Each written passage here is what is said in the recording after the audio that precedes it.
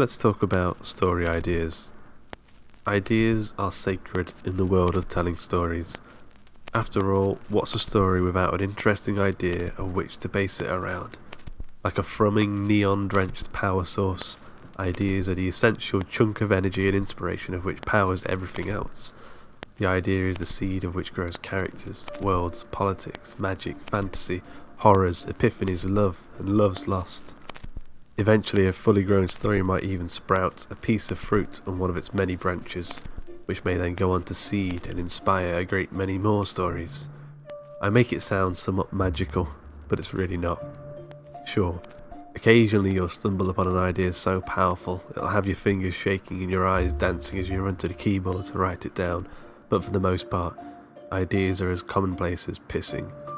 Unzip and let go. It's really as easy as that. A year ago I challenged myself to come up with a new story idea every single day for a whole year. I called it Project 365. I gave myself the following mandate. Ideas can be shit, detailed, loose, tight, scenario-based, character-based, or could just be a single line of dialogue which might later unfurl itself into a glorious tendril of butt-tickling wonder magic, or something. And 365 days later and it is done. Project completed. Some of those ideas have gone on to become novels, short stories, scripts, etc. And a whole boatload of them are in the toilet where they belong. Remember, unzip and let go. If you care to sample, check out the full Google Doc, My Story Ideas here. But as with any finished project, it's important to look back, learn some lessons, level up. So here we go. Number 1. Where do your ideas come from? It's a question we hear quite often, and underneath the layers of pomp and pretension it's actually an incredibly simple one. Me. The ideas come from you, them, whoever. An idea for a story is the collective guff that's caught in your mind filter, that one line from a book you read, a funny way someone looked at you, a face you saw in a steam-lit window of a bus, a snippet of a dream or a nightmare, the terrified way you feel walking through a field of horses. It's these and more, concentrated and compressed by your natural curiosity, worked over and churned until their disparate natures come together to form something that resembles something that only you could conceive. An idea for a story doesn't come from anywhere special, it just comes from you. Sometimes the only reason you're struggling is because you're trying to come up with someone else's ideas. Stop that. Lean into your own curiosities and eccentricities. Do you, my friend. Do you. Number 2. Don't be too critical. Sometimes we're far too precious. We think that everything we do has to be amazing. It's wow or die. But it's that line of thought that will get you all clogged up. To go back to our pissing metaphor, it'll get your zipper stuck. See how in my Project 365 the first permission I gave myself was for the ideas to be shit. Because it's important to allow for that. Because you need to be comfortable with making bad ideas. If you're watching this right now and you're stuck, I challenge you to come up with 10 bad ideas. Go for it.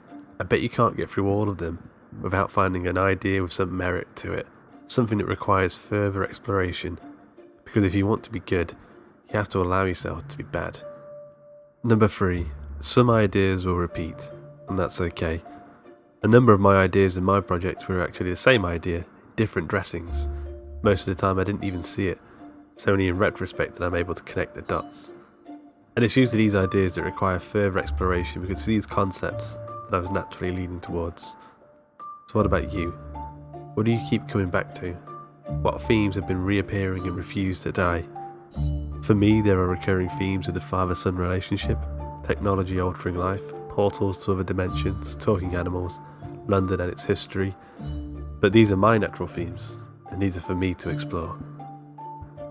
Number 4. Feel free to forget them. Stephen King once said that his best editing tool for his ideas is time.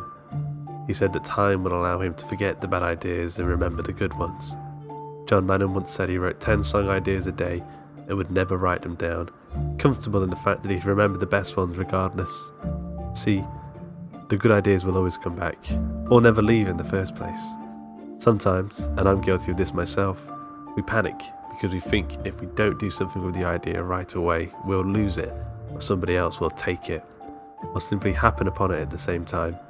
So breathe, allow yourself to forget a few ideas, let them fly free. If they're worth much of anything, they'll come back. Number 5. Ideas aren't worth shit without execution. Well, let me rephrase. The idea will only get you so far. It's up to you to take it, work on it, explore it, make it into something. With great ideas comes great responsibility. You birthed a thing, now it's time to teach it to walk. Get it to adulthood so it can take on a life of its own. You can have stacks of notebooks filled with ideas, but unless you actually take one and make it into a finished piece, it'll die, and your creative genius will go unloved and unknown. So don't be the guy that has the great idea for a short story but never writes it, or the girl who keeps going on about how she could write a great horror screenplay but never writes it, or even the runner who buys those special running shoes, tries them on, but never takes them outside. Be the person who makes stuff. Always be the person who makes stuff. And remember, unzip, let go, and finish what you started. Because nobody likes a dribbler.